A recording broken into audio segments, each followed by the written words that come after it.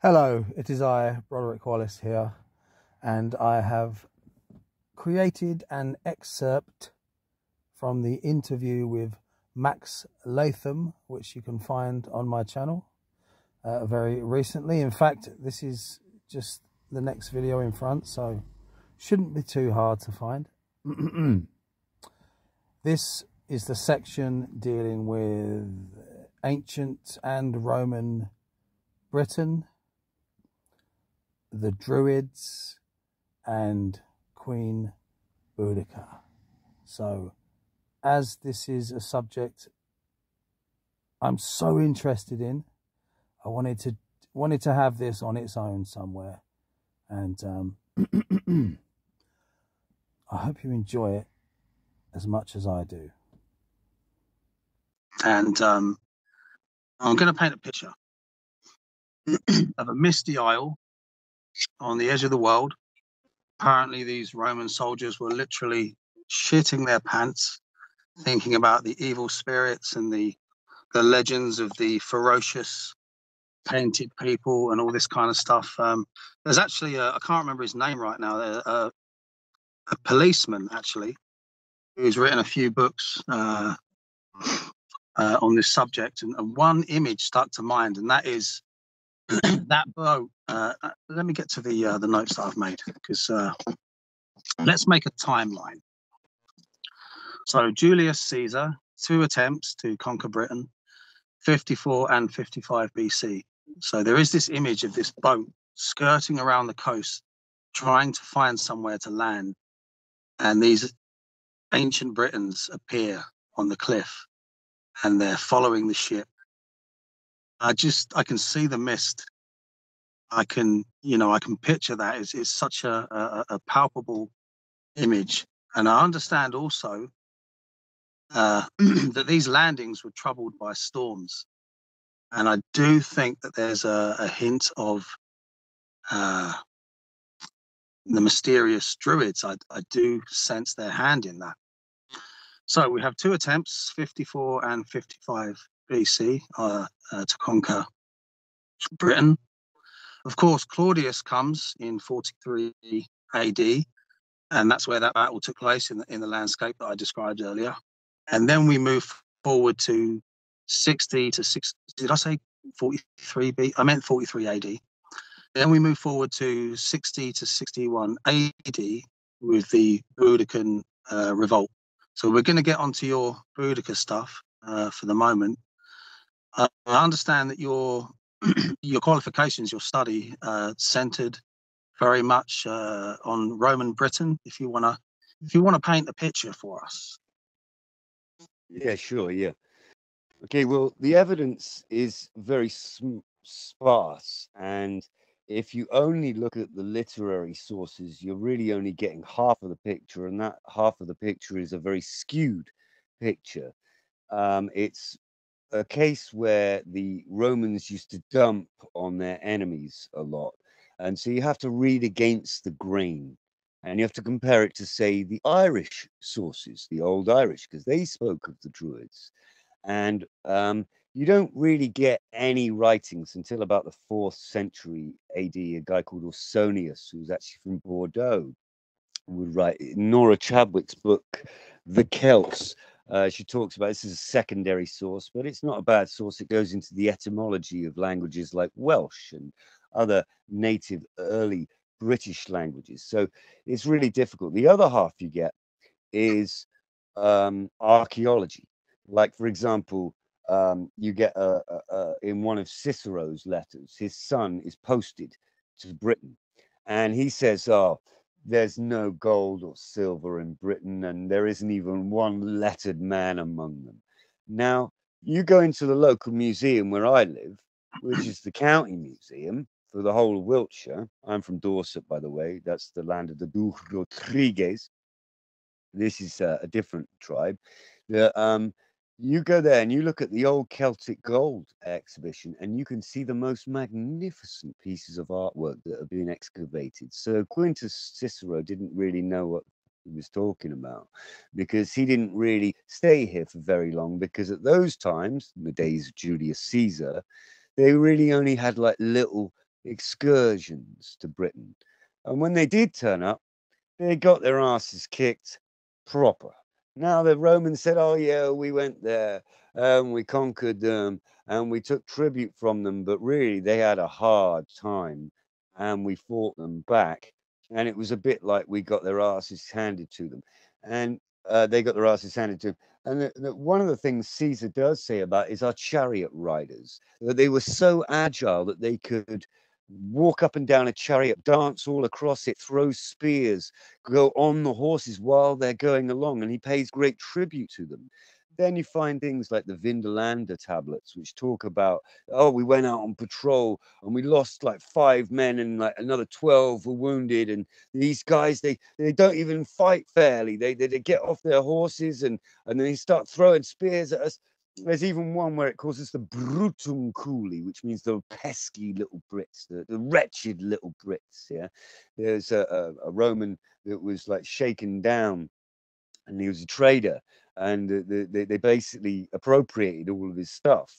And he said, "And I'm not even a Briton," as if it was just perfectly normal to just go up to a British person and just take all their stuff. Right.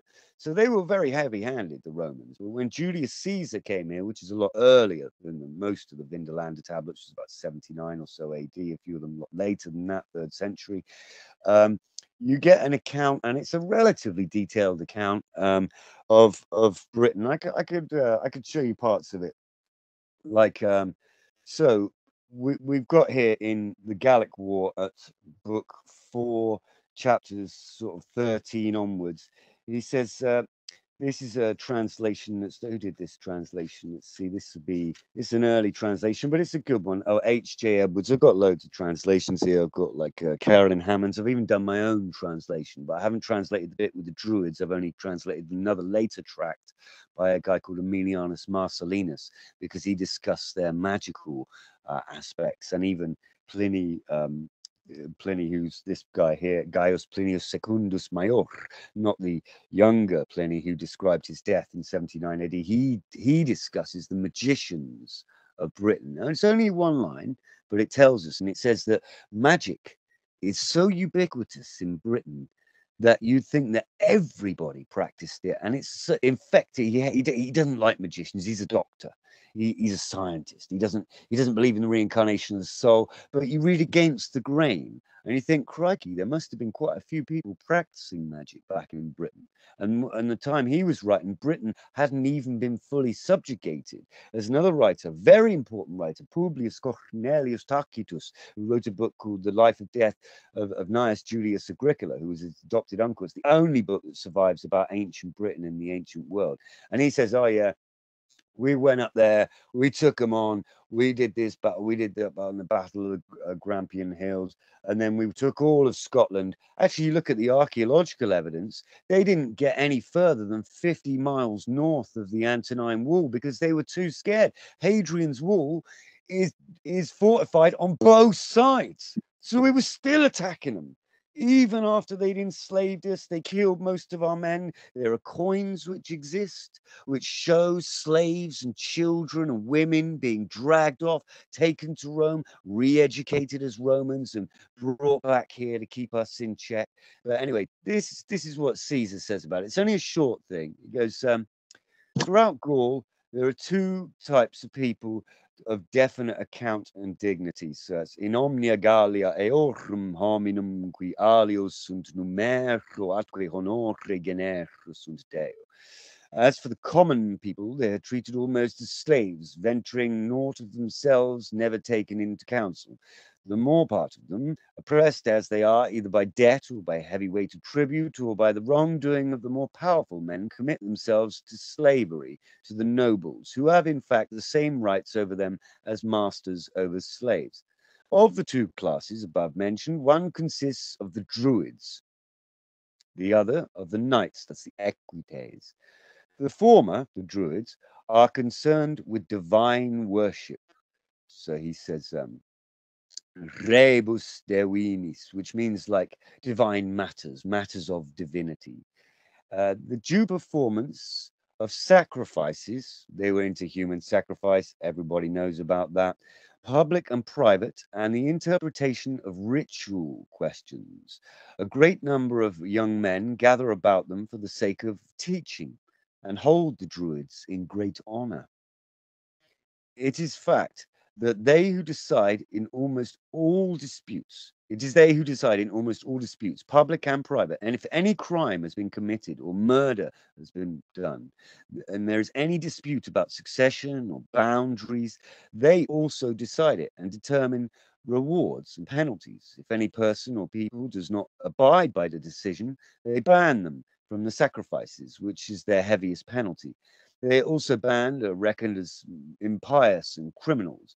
All men move out of their path of the Druids, and they shun their approach and conversation for fear that they may get some harm from their contact. And no justice is done if they seek it. No distinction falls to their share. Of all the Druids, one is chief, he who has the highest authority among them. At his death, either any other that is preeminent in position succeeds, or if there are several of equal standing, they strive for the primacy by the vote of the Druids, or sometimes even armed with force. These Druids, at a certain time of year, meet within the borders of the Carnute tribe, whose territory is reckoned as the center of all of Gaul, and they sit in a conclave at a sacred space, a consecrated spot. There they assemble from every side all that have a dispute, and they obey the decisions and judgments of the Druids. It is believed that their rule of life was discovered in Britain and transferred then to Gaul. So we taught the French. And today, those who study the subject more accurately journey, as a rule, to Britain to learn it. So people from anywhere in the Celtic world, could be in Spain, could be in parts of Greece, even could be northern Italy. They send their sons to Britain to be trained by the Druids. The Druids usually are apart from war. They're set apart. They don't pay any tax with the rest of the people. They're excused from military service and exempt from all liabilities. Tempted by these great rewards, many young men assemble of their own free will to receive their training. Many are sent by their parents and relatives. Rumors and reports say that in the schools of the Druids, they learn by heart a great number of poems and verses and songs, and therefore some people remain there 20 years under their mystical training. And they do not think it proper to commit these utterances to writing, although in almost all other matters and in their public and private accounts, they write in ancient Greek. That's untrue. There are 0 inscriptions that survive, but it could be true because they could have written on wood, and that wood perishes. I think there's 2 Greek inscriptions that survive from Britain. All the rest are in Latin, well, obviously. I believe that they have adopted the practice for 2 reasons. That they do not wish, as a rule, to become common property, so they keep it secret. Nor do those who learn the rule to rely on writing and so neglect the cultivation of memory. And in fact, it does usually happen that the assistance of writing tends to relax the diligence of the student and the action of the memory. So they'd use the ancient art of memory, mnemonics, things like that to remember stuff. Plato even mentions that in a tract called the Philebus, where Hermes Trismegistus is mentioned as Thoth. So the cardinal doctrine which they seek to teach is that the souls do not die, but after death they pass from one to another. And this belief, as the fear of death is thereby cast aside, they hold to be the greatest incentive to courage.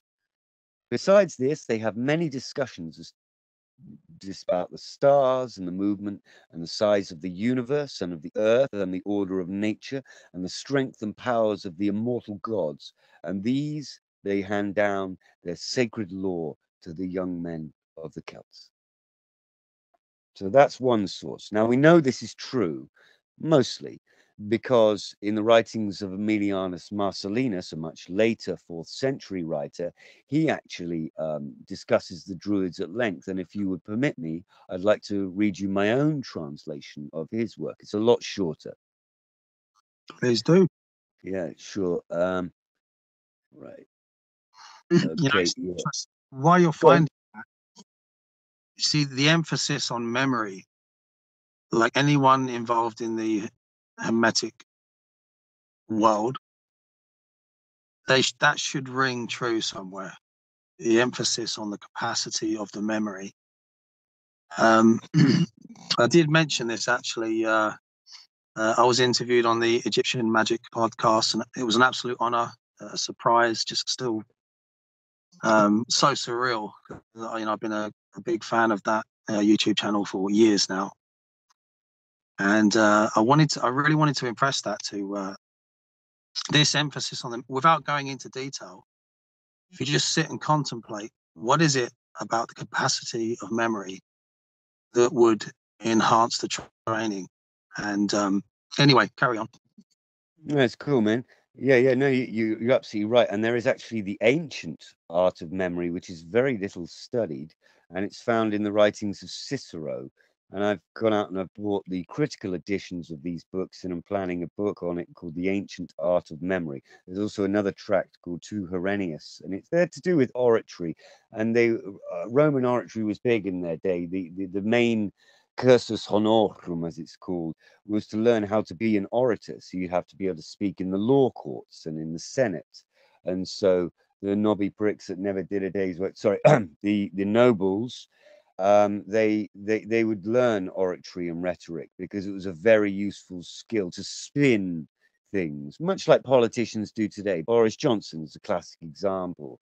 He's a spin doctor. He's an ancient orator, but he actually speaks about almost 10 different languages. You might think of him as a buffoon, but he's actually one of the greatest classicists. He's very good at Latin and very good at ancient Greek, and speaks a number of other languages.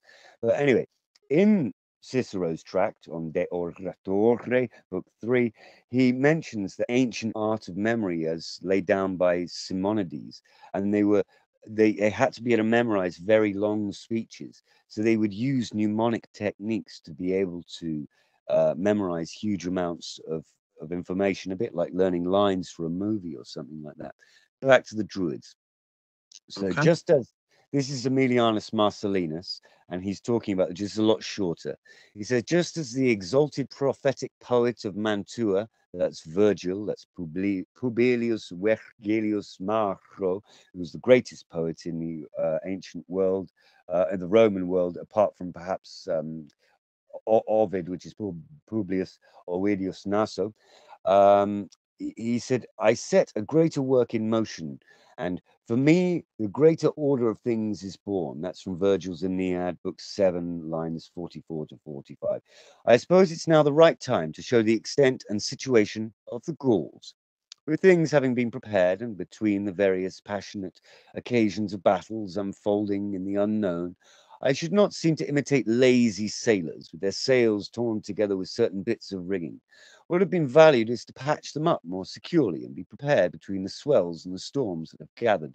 From the first origin of the Gauls, the wavering ancient authors left the familiarity of their business at hand half complete. But then a historian, Timagenes, the Greek, with very careful use of language, drew these facts together out of very many books which were ignored and had been for a very long time. Having followed the credence of whom, Timagenes, we will teach the same subject matter distinctly and openly, with the obscurity removed from it. Certain things are sure. The first Aboriginal inhabitants in these regions were called the Celts, that's Keltoi in ancient Greek, which comes from the name of a beloved king, and the Galatai were named from his mother, so the Greek way of speaking called the Gauls, oi Keltoi. Others, the seafaring Dorians, had subsequently inhabited the places bordering there, and before that, Hercules. The Draisidae, the Druids, memorized what had been the true subject matter. Indeed, the bards, which also translates as prophet, sung the courageous deeds of illustrious men and composed the heroic verses about them, the wates, often singing accompanied by sweet melodies of the lyre. In truth, the wates, try to explore the sublime laws of nature through through introspection, and to unfold them. So they're going into the body, into the soul, meditation. The Draisidae, the Druids, are higher up in their natural abilities and are bound by sacred oaths to fraternities and secret societies. They are raised by questions of profound occult matters and oversee people. They proclaim that the soul is immortal, as the authority of Pythagoras decreed. Awesome. Yeah. That's my translation, by the way. Yeah, I just love being immersed in this world, in the imagination, just trying to paint a picture to try and grasp. And at the same time, there's sadness there, you know, because when you think about, you know, so much that has been lost. One thing, actually, I'm going to bring in a dream of mine. I was presented with a druid in my dream, and he had a name in 3 sections, and the middle section was Duar. And in my dream, I understood this to be related to the kind of Dieu, you know, the Zeus, the god. Basically, it was presented as God man. I'm interested to know what you think the etymology of the word druid is, as best as you can. It's a difficult one. There's a good article on ancient origins about this, which explores the Proto-Celtic roots of the word. But in ancient Greek, it means like kind of tree or oak. Drysidai, if you look at it in ancient Greek, it's very connected to nature and the trees. But I understand that there are deeper other origins. I'm not a specialist in Old Irish, so I don't really study that, but I'm dimly aware that there are other Celtic scholars. When I say Celtic, I mean today Celtic scholars that have other, there's this whole other side of Druidic studies, which is the people from Ireland, the people from Wales, people from Scotland, people from Cornwall, even people from like Brittany and places like that, even northern Spain. There are still, there's another side to this. So I don't really have that much authority, but as far as I'm concerned, I looked it up, and it comes down to tree worship, or a lover of trees, of nature. That's what Drysidai means, or druid. It means like kind of dryad, druid. I'm wondering if there's a connection between the tree as the body of God in the same way as the Kabbalistic tree, if you know what I mean. Yes, You know yes, what I there mean? is. Yes, Yeah. well, there's Yggdrasil, which is a Scandinavian. It comes from Snorreston's Prose Edda, and it's also mentioned in the Poetic Edda. And there's even a very nice, beautiful piece of comparative religion. And this is a neo-pagan book, and I'm heavily into neo-paganism. I'm actually giving a lecture at a neo-pagan festival next year as a result of my Mystic Pool podcast. But anyway, it's very, very interesting, because the word cross in Latin, crux, actually means tree. And if you look at Odin in the Eddas, he was hung on a tree, just like the tarot cards, where he received his magical training and he died, and he came back to life 3 days later, just like Christ, just like right now, the spring equinox, Easter. It's the same thing. They're talking about the same thing. One is neo-pagan, one's Christian. I just want to come in here now, right?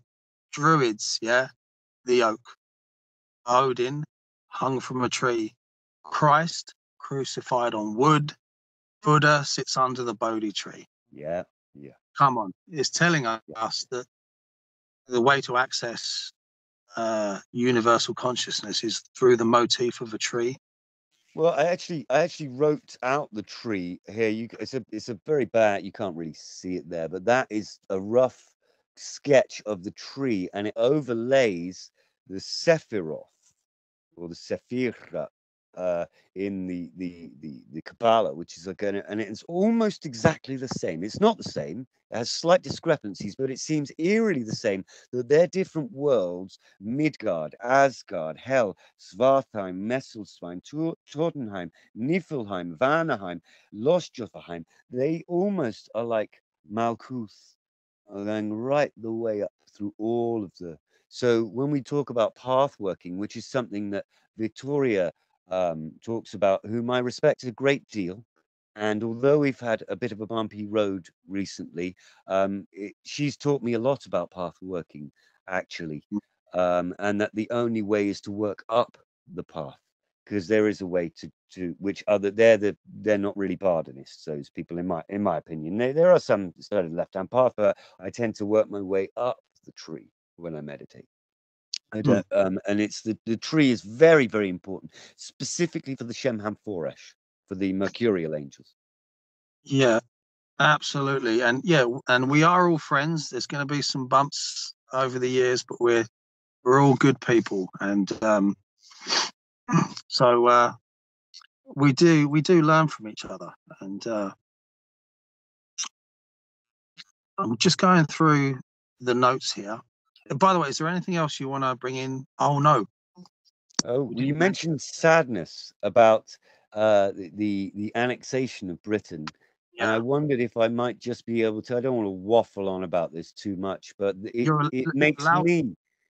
You're allowed to waffle. It makes me sad when I think about this, and I deeply think about it. And although I'd like to have focused more on the magical aspects of my play, and there is actually a spell in the play, and I probably shouldn't say this, but when I finished writing the spell, and it invoked the winds, and it's drawn from the modern Bardon Hermetic writings of Nanad Georgievic Talaman, M.A., and I combined it with the works of Hesiod, Theogony, and the works of Homer, and I put them all together in a short sentence, and it invoked the winds, and it was quiet as you like. And suddenly, this huge gust of wind came in the night, and all of the trash cans on the street got smashed about, and there was this massive clutter of noise. And that's actually in the play, by the way. But so I'd like to focus on the magical aspect, but there's the sadness that you mentioned, and that is how I end the play. My play Boudicca, Queen of the Iceni, and I'd just like to read a short part of it. And it's written in the iambic pentameter, and it's the final battle when this is the last part of the play. It's Act 5, Scene 4, and it's somewhere in Buckinghamshire in the battlefield. And Boudicca says, "So sad a sight was never before seen, as 80,000 of our countrymen hewn down by the savagery of Rome. Many were hurled to the house of Hades, Britain's brave souls, heroes eternally. I would sooner die than be taken by the heartless sons of Romulus and Mars.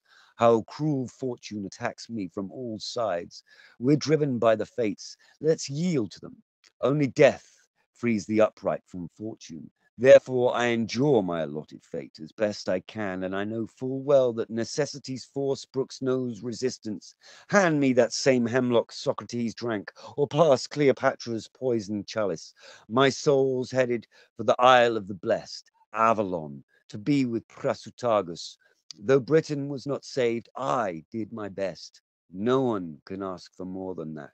Live on, Albion, for whom I gave all. A time will come when we'll outlive Rome's rule, when Britain shall stand proud in all the world. I am not yet discharged of my duty. I owe this island, our mother country. Go, tell my daughters, if they live once more, and all that escape those cruel Roman swords, that they retain their weapons and resist.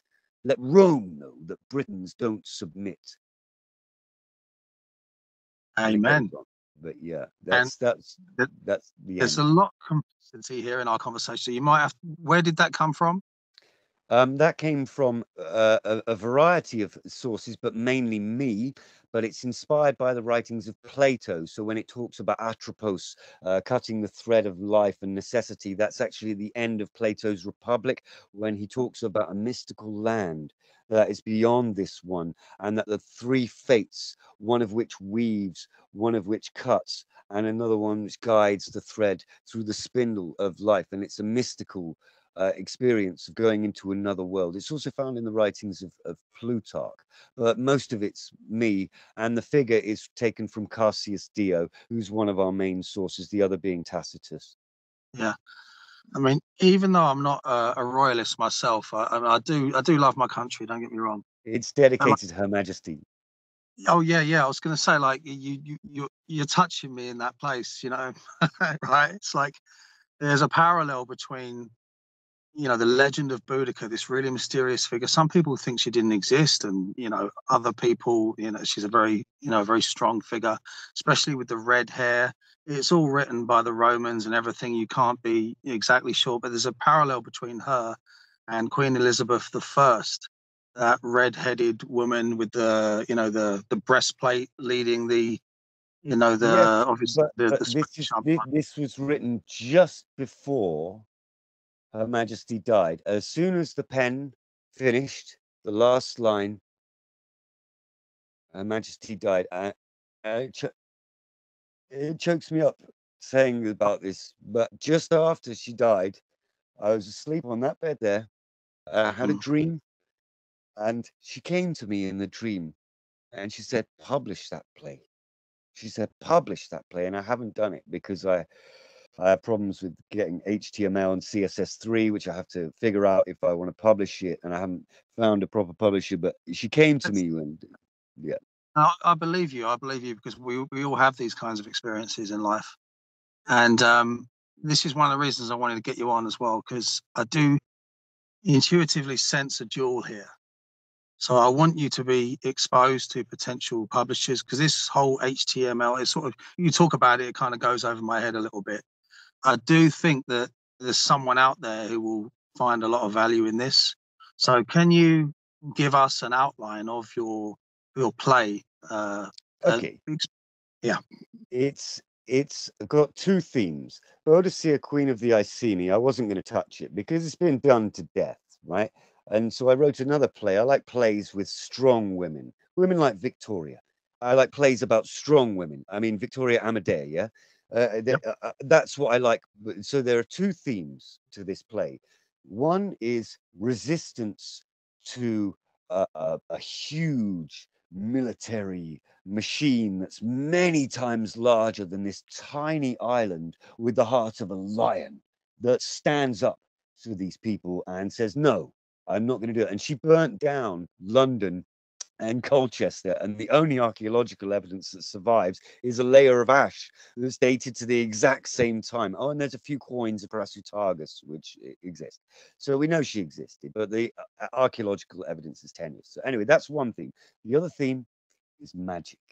So throughout the book, you find spells from the ancient world that are woven into it. One of it's from Macrobius's Saturnalia, where the Romans engaged in spiritual warfare. But I turned it around. I gave it to the Britons because of the writings of Pliny the Elder that said that everybody practiced magic in Britain back in the ancient times. It's found in the TV show Britannia by Sky. That's a fictitious work. It's nothing like this. That's prosaic. But the two themes are, it's a pseudo historical account of a very, I mean, I'm a Gemini, right? So I have a lot of cold feelings and a dark side to me, which I try not to indulge in. That my twin brother is he's like my evil twin, yeah, and he's a really dark character. Yeah, I tend to try to have a positive mental attitude, and also a patriot, a vehement patriot, right? But at the same time, people have been saying, like the academic community in Cambridge before I graduated from my first degree, they said, "Oh, we're going to give you a good job." I went to Cambridge, no good job. Tanya Robinson found me. She gave me the first good job I had, but I found something even better than the job. I found a love of Franz Bardon. It was like I'd always been reading the Hermetic text, but I was really grasping at straws. I could go out of body, sure, but I didn't really know what was going on till I met Tanya. Anyway, so where was I going with this? Oh yeah, so I've got a lot of bitterness in me because I was working at Domino's before I studied my first degree. I got my master's, and I'm still deemed as no one that's worth anything. I'm a slave. I'm either a beggar doing my busking or I'm a slave in a factory, and that holds as true today as it ever did. So I'm fucking pissed off about this. So what I did was, instead of giving into that energy, I channeled it into the voice of the Roman speakers. So they are really harsh on the Britons when they want to be. But because I'm a patriot, it's always the Britons that get the last laugh. So I can give you some examples of that in the play. Um, I mean, I'll give you the. I was nearly finished. I've nearly finished. Can I read the end of the play? Yeah, I was just about to say to you, like, let's hear some of this play. Okay. Well, I'll tell you what. I'll go back to the most beautiful bit about our country. How about that? Which this is inspired by homelessness and a love for Britain. So how about that? This has only got comparatively few sources. There's a Hermetic novel called the manuscript found at Saragossa by Jan Potocki. It's got a bit of Milton in there. Not his Paradise Lost, funny enough. It was another poem he wrote about a friend who died in a shipwreck off of Wales. But anyway, you ready? Ready. Okay, so this is the narrator. The narrator comes on in mythological garb. So it's like an ancient deity or a dryad or a hamadryad or a nereid or a gnome, or it could be a nymph or a sylph or a satyr. And it says, across Oceanus, who encircles the globe, beyond his boundless swirling sea, is home. Home in golden valleys dappled with trees. Home to folk hewn of old Albion's oak, to the good people of the Iceni. In the spring, the near still waters of the Nene meander serpentine as a mirror, reflecting those shades of fecund green which line its banks, its waters half shimmer, sparkle like newly minted coins scattered here and there, as elegant blue damsels flit from leaf to flower, red admirals flutter in couples spiraling like torques, dryads' leafy limbs arch to heaven's vault, and wild naiads play in the river, as two young lovers embracing for sport. Such was their love, in awe of each other, for he that Jove himself was not brighter, nor are Apollo's rays more resplendent, she, fairer than Venus, truly even than Aurora, whose shafts illuminate young men, whose rose as daughter of the sun and moon, that gave birth to the five winds, who weeps so much for King Memnon, that dawn bedecks morning grasses with tears of dew. Once loved by stars that shine like glistening gems, that are so many, yet in truth so few. She that is joined between earth and heaven, her warmth gives hope to weary wanderers, as has golden flowers facing her way. She, that delicate light brings renewal. All men welcome her morning darts each day. Here are the rays of gentlest morning, that melt man's cynical or modest ways, warmer than that flinty, ice-cold feeling, which is of no service to kind men's hearts. The charms of fair nature cannot fail to leave a soft impression, as does art. Their homestead on the banks of the great Ouse, nestled in gently sloping flanks of hills, is one of the most enchanting places in all the regions of the vast, wide world. Here lie friendships, feelings of tender trust, love, and a deep courtesy shown by all, which make each passing day a true delight. What we in this brief life call happiness fills every moment beneath the sun's rays on a warm spring day or throughout the dark night. Here the gods crafted a second Eden, a place as though the sun shines on both sides. Here lies the blessed heart of Albion. Here is where Queen Boudicca resides. Beautiful. And like I just said, someone out there, get this guy published. Get this. Now I'm Get going to this. publish it myself. HTML just means hypertext markup language. I'm gonna go into Bill Broughton mode here. Shut the fuck up, Okay. mate. Someone out there with some clout, just get in contact with this guy and just get this published. I'm not being. I hope I'm not coming across sycophantic. I want to see that happen. I want to see this guy back on this channel with that published. Please do subscribe for more fascinating content on ancient history, occultism, and related subjects. Take care.